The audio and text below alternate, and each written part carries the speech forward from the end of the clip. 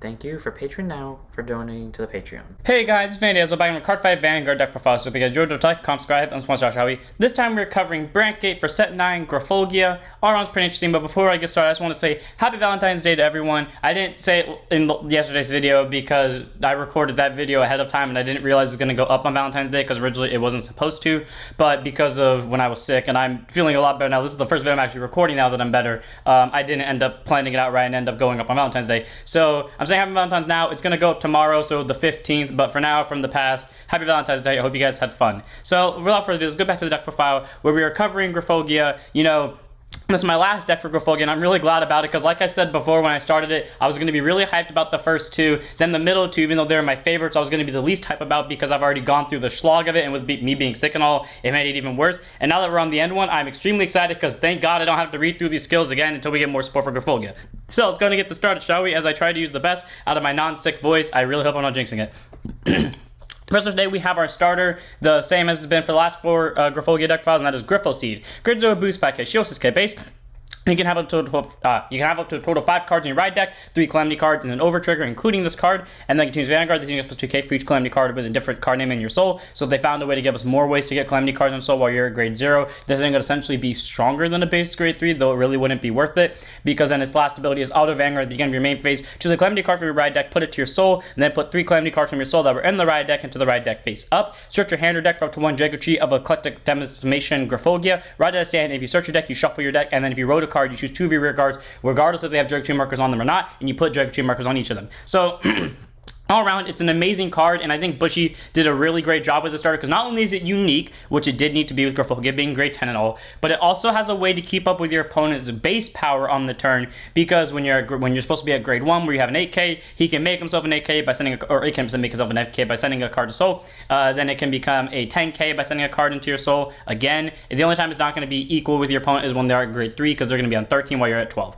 Either way, solid card, gets you a free ride that you don't have to do, so they end up making Calamity cards that actually had abilities in soul and made it better for you not to ride into Griphogila, which I really hope is what their next support is. Like, they give us Calamity cards you don't want to ride into, or like you don't want to auto ride into Griphogila, then in that case you can stay on him, but if you want to immediately go into Griphogila, you can, and it gets you 2 free Dragochi markers, meaning Griphogila is at least a 23k beat stick the turn you place it. All around solid starter. I love this thing a lot. It has everything I want in a starter. I really hope Bushy does more of these. And then we have our ride deck, so you can use any arts of these ones. You can use the set 8 art, you can use set 9 art, you can use any other Calamity cards they eventually come out with. But for now, we're using these 3, and I'm going to go over them all at the same time because they'll share the exact same effect. They're all normal orders. The grade 1 one is called the start of the end. The grade 2 one is called Metamorphosis. I will never be able to say that right. And then the grade 3 one is called Looming Demise, my personal favorite. Or I preferred its original name, which was Coming of Demise, but still, this is a cool card. All around, they share the same ability, which is play it by counterbusting 1. Choose up to 1 Calamity card from your deck, reveal, put it to hand, shuffle your deck. You can run these in the main deck. It's not really worth it though, because that's a CB1 in a CBS heavy deck, and you are kind of, especially in Brandt where you want to rely on set orders a lot, and deck thinning isn't really that important. I mean, in some decks it is, but not here in my opinion. So you can really send these to soul in any order for Griphogil's ability. It's up to you. No, there's no required order, but I always like to go 1, 2, 3 just to prove an argument up to point. So yeah, again, you can use any art you want for them, and if they make any other Calamity cards, you don't have to use these ones, but these are the ones we have so far right now, so I might as well use them. And we have our 5 Dragochi markers, so you know they're the normal markers that go outside of the deck. During your turn, if you have a Vanguard, Dragochi, or Muscazin as card name, all your units on the rear guards on the circles on the get plus 5k power. So great, it's a free 5k just by being on the main grade 3. And the other part about this is too, it says units on the circles. So while yes, the only 2 ways right now to get Dragochi markers are to put them on rear guard circles. If they end up giving us a way to put it on a Vanguard circle, Dragochi markers would increase the Vanguard's power as well. All around, solid card. I like it a lot. You have to run it at 5 of because you know you're gonna fill up all your rear guards with it.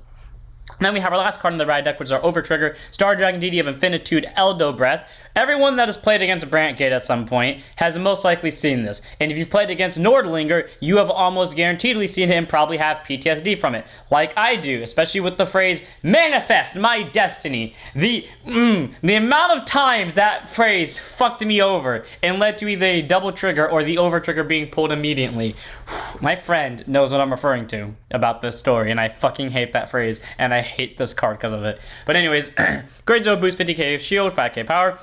Over trigger, you may have one over trigger in your deck. When it reveals a trigger, card, draw a card, choose one music that's supposed to move for the turn. And reveal it, draw check, activate its additional effect, which is double the power and critical of all your opponent units until end of turn, increase to double its power and critical when activated. So, guaranteedly, the second you drive check this, or in the case of this deck, over check it, as I've just chosen to call it, you automatically make one thing on your board 2 million power, and unless things have lost criticals, everything on your board is guaranteed at least 2 crits. This, in my opinion, and I think this is the opinion of everyone in the world, is the best offensive over in the game, because if you pull this at any point where you are remotely rushing, even if you just called a front row, even if you're not going all in, if you pull it during that point where you have a full front row, your opponent is only walking away from this severely crippled and nothing else, unless they pull their own over in response. One of Elder Breath. Sadly, you will never damage check this, and sadly, one of the best overs is locked behind an endgame situation where you're probably going to win anyways, but this is a nice flex to have with a Vanguard that has quad crit on it, most likely. One of. And sadly, with the over trigger being in Ride deck, that means we do not get an extra trigger and we're stuck with 15 regular triggers. But for those regular triggers, we run 3 fronts in Cardinal Draco and Pyro. Great Zero boost, 15k shield, 4k power. Guard circle plus Vanguard, greater against plus 5k shield. So 20k shield would be really nice and increases front row power. And on occasions, this deck has a power issue. It depends on how lucky you get. If you're me, you will have a power issue. If you are my friend who apparently is Brandt's love child, you will not have a power issue. It just depends. 3 of Pyro. And to those of you that are saying in the comments, but Ezzo, you never run archetypal cards outside their archetypes. Yeah, just scroll forward in the video when we get to our first normal unit. That's kind of a hint to what the archetype is. Anyways, then we run 4 copies of a Brandt Gleam Dragon, grade 0 boost, 5k shield, 5k base.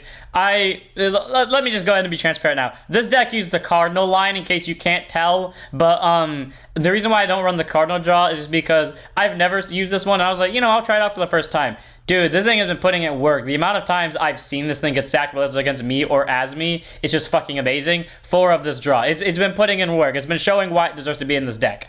Then we have 4 copies of more draws in Umrate Connector, grade 0 boost, 5k shield, 4k power. Continues guard circle. If your opponent's Vanguards are greater plus 5k shield. So 10k shield is pretty nice because it helps you with guarding power, and considering you want to stall for as long as you can, especially if you just want to flex on your opponent with quad crit. You definitely want to get the extra draws in there to help increase your hand and get guard power, especially because this deck has an order problem. Just saying that now. So all around, I like the 8 draws. I like the 3 fronts. If you want to run crits, go ahead in place of the front, because honestly the deck could work without it if you're one of the people that the luck works with and you don't get fucked over by your top 5 search. Like I said, if you're one of the people where the power issue is not a thing, don't run the front. Run the crit instead. But if you're me or anyone else that gets screwed over by power, run the front instead, because the crit ain't going to do jack shit when you're swinging for a 5k drop. That's all I have to say about it. 3 of. Then we have our normal heals in Altorate Spear Dragon, grade 0 boost, 15k shield, 5k power. You can make this any heal you want. I just prefer the normal heals. I don't like the counter heals very much. They're very situational, especially in a deck where you want to be able to get into a long game. Having heals that only go off in certain situations are not very helpful, especially because if you're getting into the really long game, like 7 turns, if you went second, your opponent might be out of resources by the time you get there. So that might actually be the reason why you lose, because you have just slightly less guarding power. I can think of a few games in Dear Days where that did happen, where I got my opponent to the point where they can't use their skills, but they were still able to like outpower my guarding value, because that was the one time I ran counter heals, and I ever regret that statement. But 4 regular heals, if you want to run the counter heals, go ahead, but I prefer the normal heals because they have consistency in the 15k shield over the possible 25, but most of the time 10s. Then move on to our grade 1s. First up, we run 4 copies. The only thing in this deck that isn't a Cardinal, most likely, and that is Detonation Mute, or Monster Bubble Mine. I forgot its name changed to Monster. Grade 1 boost, 5k shield, 8k base. Auto rear guard, then about to boost it. If your order zone has a set order, put it to soul counter charge 1. Okay. This is probably the one time in Brandt where I won't, quote-unquote, mix archetypes, because, yeah, this deck will run into a CV problem and a soul problem very quickly, considering this deck gets 3 soul very freely because Griff will see it over here, and then proceeds to drop all 3 of them within 5 seconds. So, I do recommend Bulba Mine. It's a soul getter, it's a counter charger, there's not much more I can say about it. The thing is, I can't recommend anything else, because while yes, there is another counter charger, and counterblast is an important resource in this deck, I argue soul will be more helpful in terms of stalling. So yeah, Bulba Mine if you can get them 4 of. Then we have 4 copies of our Drago Tree Rich, Royd Acrusius. So grade 1 boost, 5k shield, 8k base, this nice solid Orphis looking support card, which is why I made this around Orphis's Cardinal line. Auto rear guard once placed by counterblasting one. Choose one of your rear guard circles with any Draco Tree markers on it. Put a Draco Tree marker on it. So one of my favorites in terms of the Draco Tree cards, because as they all have it, their abilities allow them to be placed from anywhere. So drop, hand, deck, etc. They'll get the Draco Tree marker by counterblasting one. And then his other ability, the reason why he's one of my favorites, he's my favorite in terms of art, and then he's my he's tied for favorites in terms of skill, and that is auto rear guard once per turn. When a set order is played from your hand, when a set order you played from your hand is put into the order zone, there we go. Counterblast 1, look at the top 5 cards of your deck, choose up to one card from them with a grade less than or equal to your vanguard, so you can call Griphogila if you want to. Call it to rear guard circle, same column as unit, and shuffle your deck. Okay, things I hate about this card. It has to call it to the same column. Things I love about this card. It has to call it to the same column, which I abuse the fuck out of, which is also why I chose Orphis for this. Literally, I built this entire deck around this specific skill, just saying. But then also, because he can call anything, he can call himself to the same column and then make another marker. That is why he's one of my favorites. He can auto-call himself, and typically he tends to be one of the cards I see from the top 5, because here's what my top 5 normally consist of. 1 unit I will actually call, and then 4 triggers and PGs. That's what I mean by, like, power luck with this deck. Not by how much power you can output with the entire deck in total. I mean how much power you can get on the board, because the deck will either do what it does to me and give me like very little options to get power out, or you will get every conceivable option in the deck because it doesn't just show you 5 triggers. 4 of Roid Cruzius, it's great. Can make a board, can set up combos with a very certain grade 3, and not to mention the fact it can get Draco Tree markers and call itself to get more Draco Tree markers. Solid card, I love it a lot, I love its art, I love its skill, easy 4 of in the deck. Now we have 4 copies of Planet Wall Dragon RPG. Great on boost, 0 sources, K base, can change Sentinel, you have to force on and deck, and also put a guard circle. Choose a mutes, it cannot be hit in battle. If your hand is screwing more cards, you card from discard it. Standard PG, no spots about it. Basically, if this only one card you can place on a guard circle, you don't have to discard one, that's great. Because that means in the late game, it's probably not going to happen in the early game, considering your early game is considered first grade 3 turn, or first grade 10 turn. But like, if you're in the late game and your opponent's like pressing hard on you and you're down to the wall on your last few hand cards, if you have only one other hand card, you can throw down Planet Wall and you're safe against any big attack, and that's amazing because that means you can just be as aggressive as you want as out the game goes, and as long as you can stall long enough to that final point, the PG will come and save you. All around to solid PG, you can make this either this or Violate, but I do prefer this PG for this deck because it's one of the newer PGs and I like to put the new stuff with the new stuff. And if you're wondering why I don't run the Blitz PG, I just find those way too situational. Again, like, especially because they're not a unit, and there have been times where sometimes you gotta call a PG to win a game. I've done that. I don't regret that decision. It was dumb enough to work. Never doubt the intuition of calling a PG. It will work if you're smart enough. 4 of Planet Wall, or if you're dumb enough and or you're me. Then we have our grade 2s. First up, we have 3 copies of Combine Rusher. Literally, so for some reason, this is one of only 2 decks I play Combine Rusher in, and probably it's the worst 2. Those are probably the 2 worst decks you could play Combine Rusher in, and yet those are the only ones I'm okay with playing Combine Rusher in. So fuck everyone else. Grade 2 units have 5k shield, 10k base. Auto rear guard, you attack as a grade 3 or greater unit, whether it's Vanguard or rear guard. If your order zone has 2 more set orders in it, this unit gets plus 10k for the battle. So all around, pretty solid. Swings for free 20.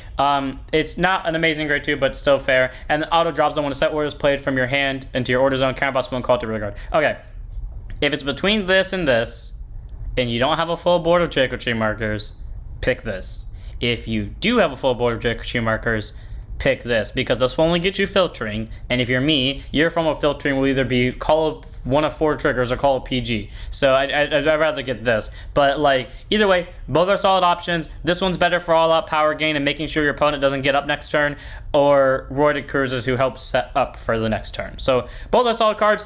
I don't hate Combine Rusher, despite what apparently some people believe, but he is not necessarily my favorite grade 2. So 3 of, he's not a bad card. I don't hate him. It's just that these are the only decks I feel comfortable running him in. Then move on to grade 3s. Oh yeah, I forgot. I didn't run the snake because I didn't have room for the snake. We'll get to what the orders are at the end of this. But anyways, 3 copies of Cardinal Draco Nurovia, grade 3, or Nurovia. I don't know why I can't say it now. I was saying it so much off camera, now I can't say it. Anyways, grade 3, 200%, 13k base. Literally the other card I built this deck around. You see, contrary to what other people might build their deck around, Griphogila, I built my deck around, like I said earlier, this skill. And the first thought that came to mind when I read this is, wait, I can abuse this with this card, can I? And I immediately went to go look it up, and I was like, yep, it worked for Orphis. I don't see why it can't work for this one. So Nova skill. Auto rear guards the attacks. This unit gets plus 2k into the battle for each world in your order zone. Okay, there's a total of 2 different worlds in this deck. I mean, granted, it's not for different names, so technically it is possible for it to get more than plus 4, but it's doubtful that it will get more than plus 8. There was one game where I did get plus 8, and I was extremely lucky to do that. But the skill I do run it for is auto. When it is retired from your rear guard, by any means during either player's turn. Meaning if your opponent attacked into it, they retired it by effects, you retired it by cost or effects, or you simply called over it. If your world is Abyssal Dark Knight, again on either player's turn, you may call a Shadow Enemy token to rear guard. Okay, first up is not mandatory, but second up, that is free. Meaning if you just called this, called a second one, called this fucker, played an order, put yourself in Abyssal Dark Knight, and then you used its skill to call another copy of itself, get another Draco Tree marker, and you called it specifically on top of Nuvoria, and then you make a Shadow Army token, then you call another Shadow Army token on top of your other Nuvoria, and then you call another Shadow Army token behind that Shadow Army token. This thing can turn one unit into a board in 5 seconds. How do I know this? Because I actively have done that. This card is good. The only reason it's not at a 4 in this deck is because I literally actively draw all 3 of them. You want to know, remember earlier when I said when I use this thing's skill, it's always going to be 1 unit I call and then it's going to be 4 triggers and or PGs? Guess what, it's only ever going to be 2 normal units. It's either this one or it's this one. Literally this thing is so consistent out of 3 of, there is no reason for me to put it out of 4 of. Solid, amazing grade 3. It is perfect. It does everything it does for free. It gets numbers. It gets bored randomly for no apparent reason. 3 of. Never doubt this grade 3. That's why this deck exists. Then we have our last unit in the deck, but not our last card, but it is our main grade 3, and that is, or grade 10, and that is Draco Tree of Eclectic Decimation, Griphogila, and this will be the last time I ever have to read this for at least a while, hopefully. Bushy, I swear to God, if you upgrade this fucking decks in set 10, I will end you. Anyways, grade 10, 200 persona, right, 13k base, continues Vanguard during your turn, this unit gets plus 5k for each Draco Tree mark on your rear guard. If you have 3 or more, it gets a crit, which is great, so you know, based off Griff's ability, it's a guarantee 23 the turn is placed, but then if you manage to call 1 extra grade 1, which I do always say that if you don't manage to get a grade 1 out early and get another Draco Tree marker, if you don't do it on first grade 10 turn, then there are going to be some times where you struggle in the game because you don't have the extra crit pressure, but you do want to try to get an extra crit pressure because swinging for 28 double crit on first grade 10 turn and onward, especially while your opponent's possibly at grade 2, is a fucking deadly threat that no one wants to mess with. And this other skill, Auto Vanguard, once per turn, when this unit attacks the Vanguard, choose a face-up Calamity card from your ride deck and remove it from the game. And then if you did not remove a card, choose an over trigger from your ride deck, reveal it, activate all of its trigger effects and additional effects, remove it from the game, and stand all your rear guards Draco Tree markers on them. Okay, first up, you don't have to remove the Calamity cards in any order, so if you wanted to, you could randomly go 2, 1, 3. I don't know why you would do that, or like 2, 3, 1. It's up to you, but I always like to go 1, 2, 3 just because I can, and I won't. It shows flexing of like the coming demise thing. But anyways, still a very solid skill. Being able, granted, slowly over time, kind of telling your opponent, hey, by the way, you have so-and-so amount of turns left before I just kick your ass with quad crit, God knows how much numbers. You want to, I don't know, kill me before I do that? But yeah, no, all around, solid skill, and then being able to restand your board. Now, here's my thing. It's already overkill because you're getting an over with the board restand as well, but just doubling the critical and power of everything. Listen, being at 4 damage against Griphogila is still a death wish if that final turn comes. 3 damage is still a death wish, depending on what deck it is. I think the only one is not is Blessed Favor and or Armor Tinoa, depending. But like, you know, most of the time you're getting your opponent to 4, especially with double crit. So Griphogila, saw a card, fuck ton of numbers, pressure out the wazoo if you can get it off early enough, and it's essentially the slow imminent countdown of death where your opponent's probably going to make a mistake because they're going to be like, I have to kill them now. Goes a little bit too aggressive, and that's what kills them. I love doing that against people where they know it's coming and they rush you, not realizing that you can survive it, and then you rush them back because they dropped literally every defensive power trying to kill you before you could get to that point. I love doing that. It's so fun. Anyways, 4 Griphogila, solid grade 10.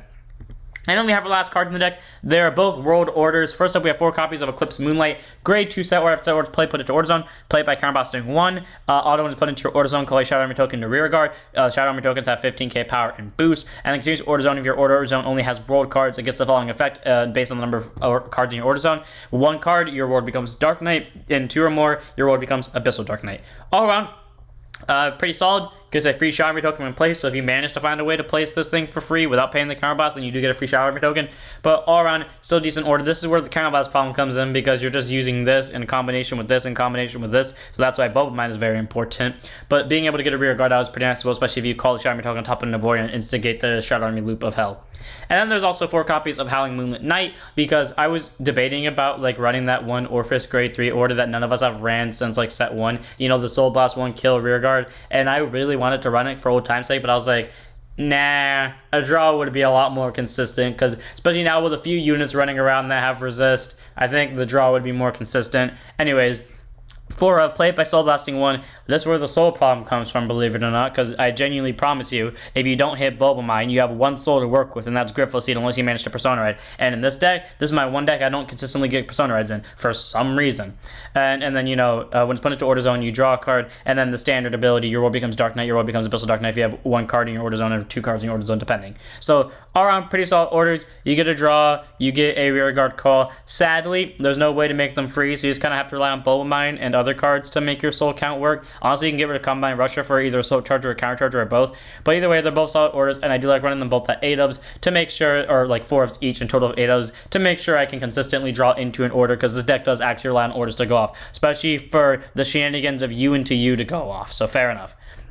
And then technically, yeah, I guess I lied about this being our last unit, but the last card in general, because it doesn't go in the main deck, is a Shadow Army token. Like I said earlier, they're grade 1s with boost and 15k power. Nothing special about them, but yeah, you call down these motherfuckers to a column, they're 40ks. Plus a Persona Ride, 40k column. Plus a over trigger, your opponent's not walking away from this turn alive. That's all I'm going to tell you. So, all around, Shadow Army tokens are nice. They're very good cards. They add a little bit of pressure, and at first they don't seem like they do much, especially without Persona Ride pressure. But I promise you, Shadow Army tokens over time, they are not to be fucked with. 5 of Shadow Army tokens. Never underestimate the power of 315.